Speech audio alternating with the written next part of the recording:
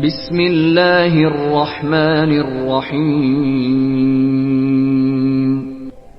Qul huwallahu ahad.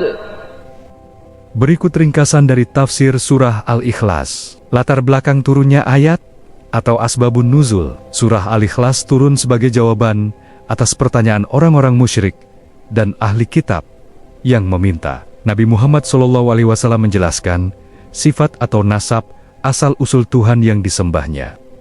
Konteks kaum Yahudi mengklaim Uzair anak Allah, Nasrani mengklaim Al-Masih putra Allah, Majusi menyembah matahari dan bulan, musyrik menyembah berhala. Permintaan orang-orang musyrik, "Hai Muhammad, gambarkanlah, sifatkanlah kepada kami tentang Tuhanmu." Maka Allah menurunkan surah Al-Ikhlas sebagai penjelasan mutlak tentang keesaannya. Intisari makna surah Al-Ikhlas. Surah ini menegaskan konsep tauhid yang murni, membedakan Allah dari segala makhluk.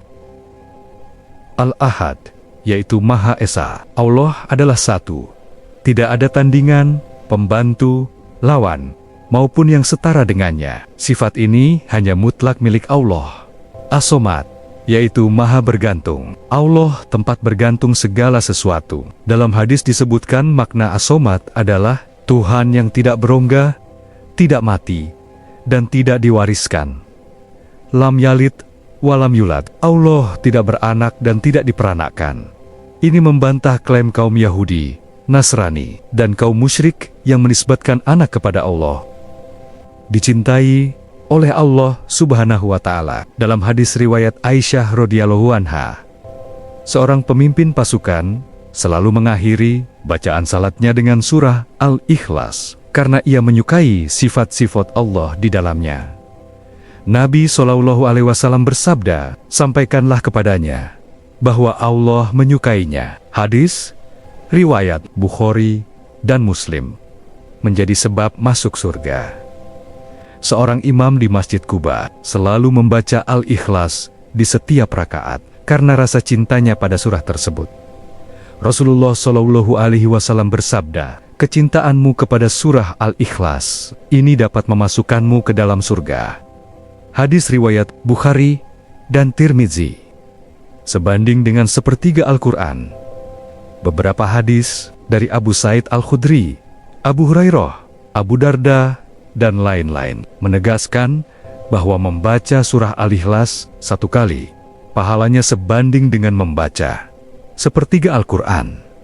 Alasannya, Allah membagi Al-Quran menjadi 3 bagian besar, yaitu hukum, kisah, dan tauhid. Al-Ikhlas merangkum seluruh prinsip tauhid, dasar-dasar hadis, ringkasan sanad. Beberapa perawi besar yang mencatat riwayat antara lain Imam Ahmad meriwayatkan jalur dari Ubay ibnu Ka'ab tentang pertanyaan kaum musyrik. Imam Bukhari mencatat hadis tentang keutamaan Al-Ikhlas sebagai sepertiga Al-Quran dan kisah sahabat yang dicintai Allah karena surah ini. Imam Muslim dan Tirmizi meriwayatkan hadis dari Abu Hurairah tentang ajakan Nabi berkumpul untuk mendengarkan sepertiga Al-Quran, yaitu surah Al-Ikhlas. Imam Tabrani dan Ibnu Majah mencatat penguatan sanad dari jalur Ibnu Mas'ud dan Abu Mas'ud Al-Ansori.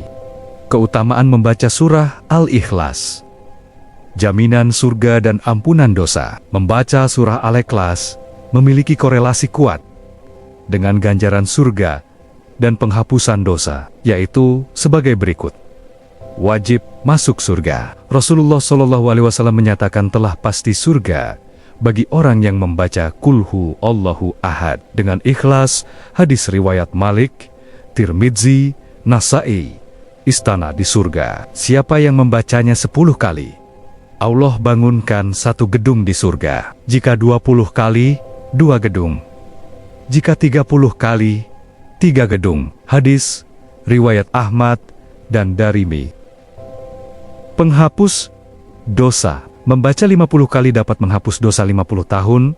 Hadis ini dhaif. Membaca 200 kali sehari dapat menghapuskan dosa 50 tahun. Atau bahkan 200 tahun selama tidak memiliki utang. Hadis riwayat Tirmizi dan Al-Bazar, pintu surga dan bidadari. Membacanya 10 kali setiap selesai sholat fardu, beserta amal lain, membolehkan seseorang masuk surga. Dari pintu mana saja? Hadis riwayat Abu Ya'la. Perlindungan dan kecukupan hidup.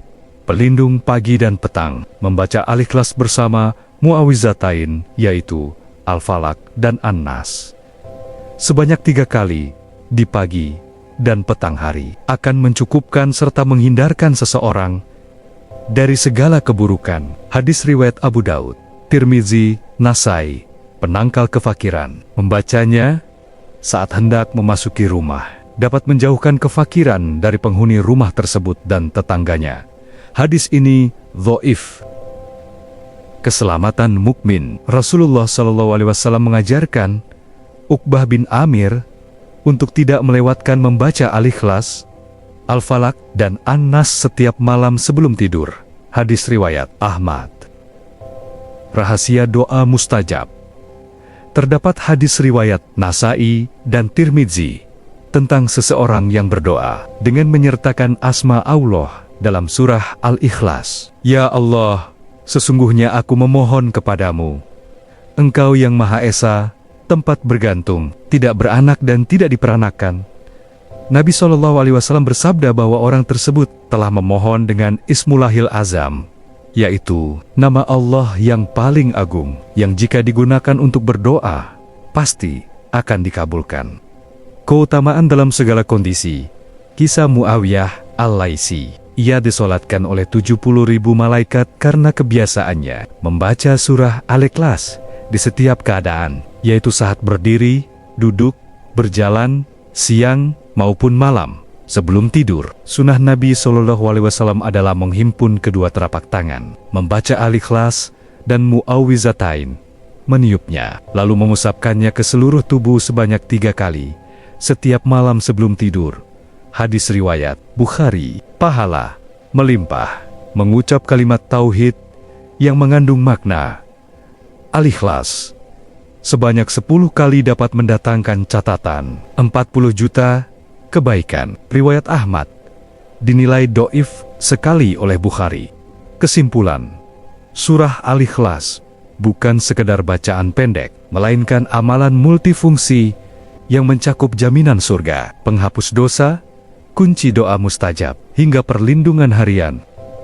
Untuk terjemah tafsir surah Al-Ikhlas, kami sertakan pada deskripsi. Bagikan video ini kepada orang lain, agar orang lain mendapatkan ilmu dan manfaatnya. Silahkan klik subscribe, agar bisa menambah ilmu tentang agama Islam lebih mendalam. Jangan lupa, tonton video-video yang lain. Terima kasih. Wassalamualaikum warahmatullahi wabarakatuh.